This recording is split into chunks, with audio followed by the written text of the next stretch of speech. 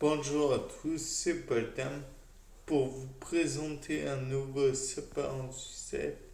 Et donc là, je viens de me dire que éventuellement on pourrait peut-être envisager d'élaborer une hypothèse, à savoir sur les synapses physiques entre guillemets, puisque les synapses, comme vous le savez, il y a des pores présynaptiques, post-synaptiques, un espace synaptique, enfin bref. Et donc là, dans le cas de la synapse physique dont je parle, ça serait un port présynaptique magnétique, entre guillemets, qui fait en fait qui fait que le port présynaptique physique entre guillemets se charge et devient comme un aimant électrique, un aimant on va dire qui est périodique dans le sens où une fois qu'il est entré en contact avec le port post-synaptique, il se décharge et donc il reprend sa position originelle tout en n'ayant pas couru ce, cet espace synaptique. Et selon la quantité de potentiel d'action que l'on pourrait, comment dire, comparer à un courant électrique, je vous rappelle que selon la loi d'Ohm, U égale RI, et comme I égale dQ sur dt, alors on peut dire que U égale R dQ sur dt. Dans tout ça, je ne viens que de vous parler de l'être, mais U étant un potentiel, enfin une tension plutôt, en volts, R est une résistance en ohms, I est une intensité en ampères, Q est une charge en coulomb et T est un temps. Dt est un simple temps. Donc de là, on peut dire oui, mais dans ce cas, comment est-ce que l'aimant peut aller vers la, comment dire, directement sur le nerf. Et je pense donc à la différence de potentiel, puisqu'un aimant qui est face à un autre aimant, pôle positif face à le positif, ils vont simplement chercher à s'opposer, à s'écarter le plus possible pour qu'il n'y ait pas de contrainte d'écartement. Au contraire, s'il y a un pôle positif face à un pôle négatif, on verra les aimants se rapprocher, voire même se coller. Donc là, dans le cas présent, nous sommes face à une charge négative qui augmente de plus en plus.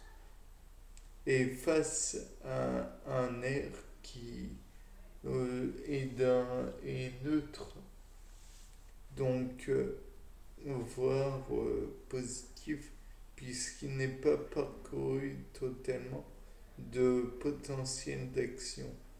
C'est nous qui devons, enfin, c'est le nerf en question qui doit lui apporter le potentiel électrique négatif pour que finalement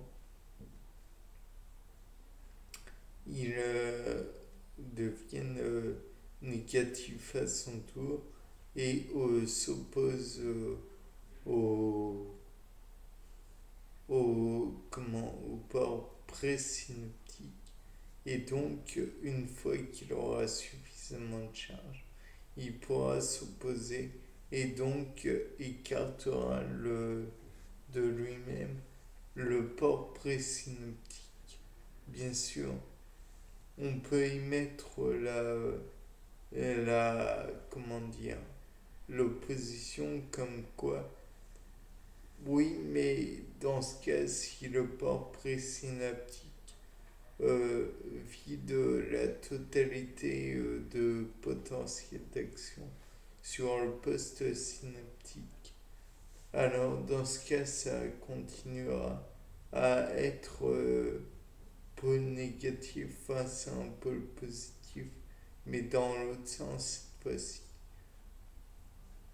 Peut-être que ça déchargerait qu'une partie uniquement du potentiel d'action. Il resterait une quantité d'électricité, entre guillemets, de potentiel dans le port présynaptique.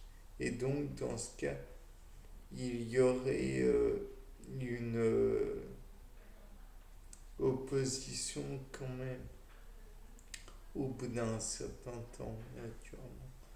Donc, il y aurait du potentiel dans le port présynaptique. Alors, on pourrait envisager qu'il y ait trois moments, à savoir deux mêmes, à savoir, ou trois, ça dépend, faut voir.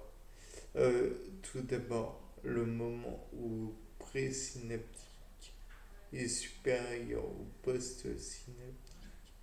Le deuxième moment étant le moment où il y aurait autant dans le présynaptique et le post-synaptique.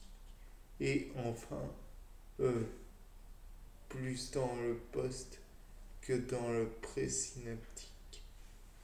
Naturellement, on peut émettre l'hypothèse suivante, mais il y aurait toujours le problème, éventuellement, qu'il faudrait une certaine quantité d'électricité de base dans le présynaptique pour que ça puisse marcher, contrairement à moi.